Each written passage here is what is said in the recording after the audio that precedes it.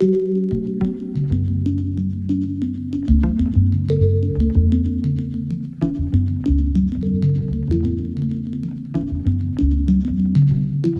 to Acrobatics and Anticipatory Action. My name is Lachlan, and I'll be your guide through this short video where we'll look at how humanitarians and their partners can learn from acrobats to better understand, anticipate, and manage risk through the lens of our training and performance process. I'm a professional acrobat and one of the founding members of Gravity and Other Myths, one of Australia's leading contemporary circus companies. That's me right there. That's me too, in the middle, supporting and being supported. I've been doing this for a long time. Ever since I was a child, I instantly fell in love with working as part of a group, training together, like all of you, to achieve something amazing. You save lives, we inspire. I'm so glad we can work together on anticipatory action. One of my roles over the last 15 years has been nurturing the culture of the group of acrobats that I work with every day, taking care of their physical and mental health, and putting them in the best possible situation for a long and sustainable career in the circus. These considerations are echoed on a much larger scale, with mental health and the health of our climate being at the forefront of humanitarian work. Here are 5 insights that I'd like to share with you today.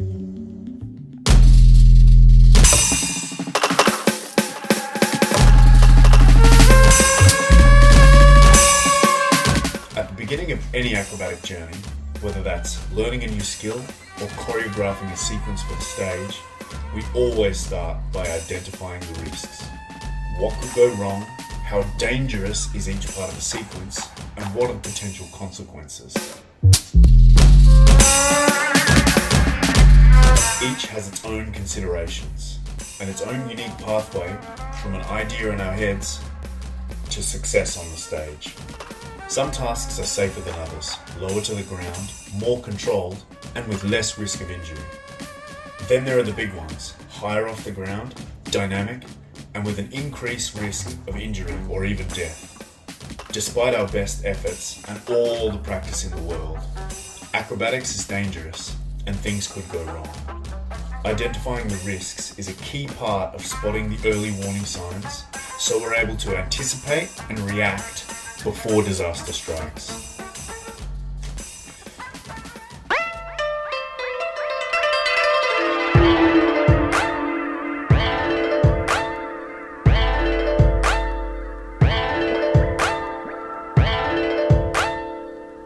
Like climate risk managers, at Gravity and Other Myths, we mostly work in large groups. As such, it's vital to know your role in any given skill or sequence. Are you a thrower? Are you a catcher? Are you a flyer? Or are you a spotter? Or do you just need to get out the way? Sometimes you have a small part to play in a much bigger operation. It's so important that everyone is exactly where they need to be, especially in complex choreography, so that all the other moving parts come together at the right moment.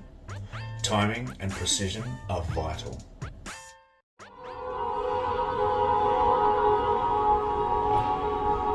It takes a long time and a lot of steps to get from the training room floor to success on the stage.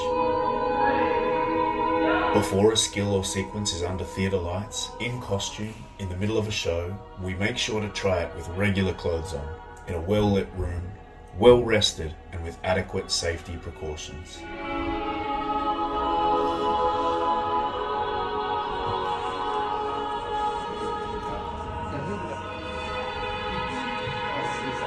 Before we even think about putting the whole puzzle together, everything is rehearsed in isolation and thoroughly examined.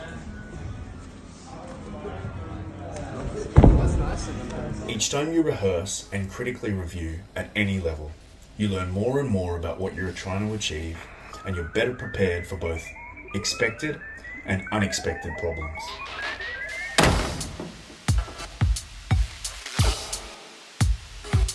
Decided this. We thought this was a good idea, like we always said. One of the many reasons we practice and rehearse so often is to build trust. We need to trust in our training and preparation. We need to trust in the training and preparation of the people around us. When we're part of a group working towards a common goal, it's important that we aren't trying to do everything ourselves.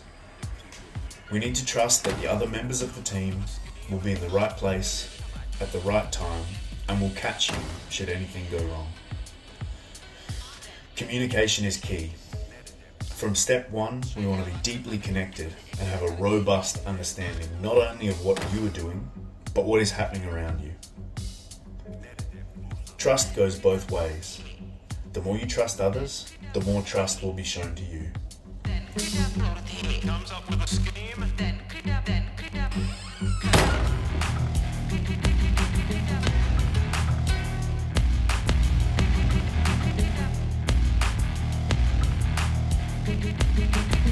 This takes time and patience.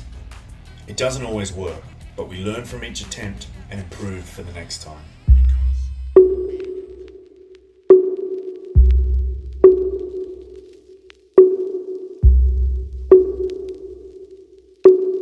There is no more important phase than reflection and feedback. This often happens at the end of the process, but it's also useful to do this from the very start. Whether it's an acrobatic partner discussing technique or a director giving notes for a show, each piece of feedback is valuable. Regular reflection is important, so that should cracks start to show, we know what to look for and we can anticipate new issues before it's too late.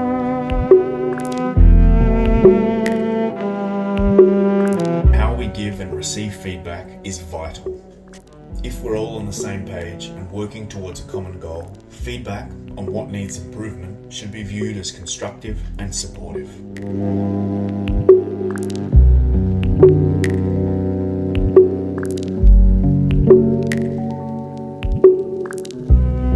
At Gravity and Other Myths, we don't just practice acrobatics. Communication training is a huge part of our process, and it's a big reason we're able to put on such epic and spectacular performances.